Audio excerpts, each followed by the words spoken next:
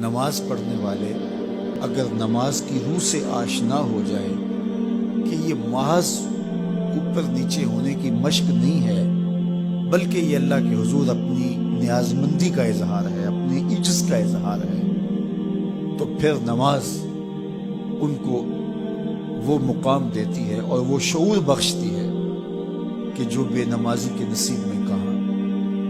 انسان کے اشرف اعضاء اس کے سر میں، بولنے کی قوت زبان سر میں، دیکھنے کی قوت آنکھیں سر میں، سننے کی قوت کان سر میں، سوچنے کی قوت دماغ سر میں، سونگھنے کی قوت ناک سر میں، اور یہ سر مالک کے در پہ۔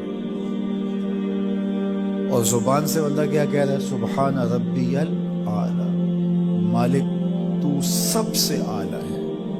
اور اپنا رویہ اور عمل کیا ہے کہ اپنی ناک بھی خاک پہ رکھی ہے، پیشانی بھی خاک پہ رکھی ہے، اور باقی اعضاء بھی خاک پہ ہے۔ تو گویا عملاً یہ بتا رہا ہے مالک مجھ سے نیچا کوئی نہیں اور تجھ سے اونچا کوئی نہیں۔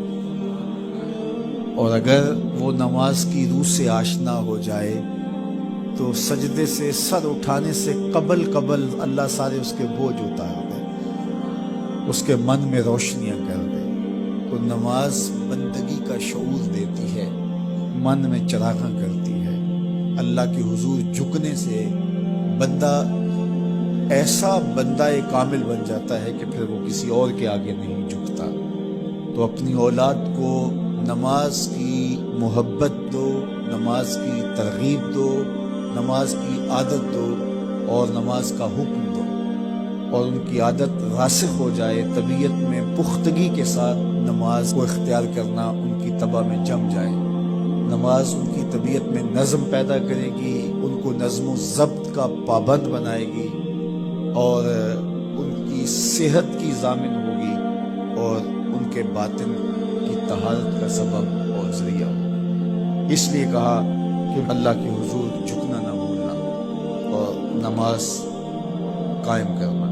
نماز کا تعلق اپنے آپ سے ہے، وہ اپنے آپ کو سنوارتا ہے، تقرب اللہ کے لیے اس کی اپنی عملی کوشش ہے۔ بندے اور خدا کا ایک ربط ہے نماز۔ اسی طرح یہ خیال کہ میرا مالک مجھے دیکھ رہا ہے، اس سے بھی تہذیب نفس ہوتی ہے، باطن کی تربیت ہوتی ہے۔ انسان ایک حصار میں آ جاتا ہے، ایک پہرے میں آ جاتا ہے کہ میرا اللہ مجھے دیکھ رہا ہے، اور پھر وہ قدم پھونک پھونک کے رکھتا ہے۔ وہ اچانک لوگ بیٹھے ہوئے ہوں نا، تو آج کل یہ سوشل میڈیا کا زمانہ ہے، تو کوئی کیمرہ سیدھا کر لے تو ایک دم مرتب ہو جاتا ہے، اس لیے کہ اب ہماری تصویر آنے والی ہے۔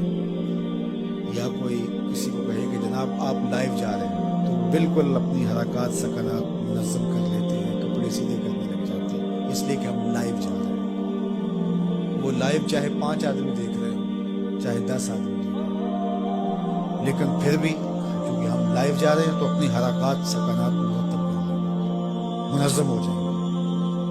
اور جب یہ یقین ہو کہ میرا اللہ مجھے دیکھ رہا ہے، یہ ساری حرکتیں وہاں لائیو جا رہی ہیں، تو پھر دل میں برا خیال بھی آنے لگے گا تو اس کو کہ میرا اللہ تو دیکھ رہا ہے۔ پھر بولی بھی مرتب ہو جائے گی، پھر رویہ بھی مرتب ہو جائے گا، طرز معاشرت بھی منظم ہو جائے گا، آنکھیں بھی نہیں بھٹکیں گی، خیال بھی نہیں بہکیں گے، سوچیں بھی آوارہ نہیں ہوں، چاہے آپ بند کمرے میں کیوں نہ ہوں، پھر بھی منظم رہیں گے، اس لیے کہ میرا اللہ مجھے دیکھ رہا ہے۔